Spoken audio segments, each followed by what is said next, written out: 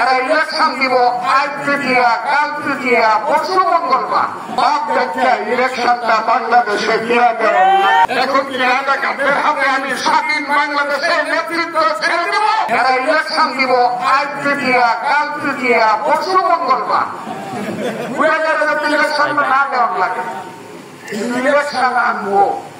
ফজলুর রহমান যদি জীবিত থাকে, বাপ দেখে ইলেকশনটা বাংলাদেশে ফিরে দেবেন না।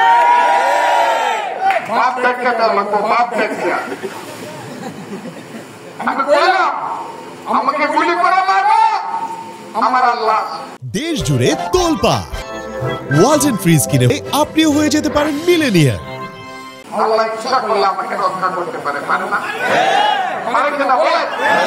500 গুলি আমার মুখে লাগবে না, আমার আল্লাহ। কত মানুষ মারা গিয়েছিল, তার কোন সীমা ছিল না। সেই যে মুক্তিযুদ্ধ, সেই মুক্তিযুদ্ধের উপর প্রতিষ্ঠিত হয়েছে আমার স্বাধীন বাংলাদেশ। এখন কি রাজাকারদের হাতে আমি স্বাধীন বাংলাদেশের নেতৃত্ব ছেড়ে দেব?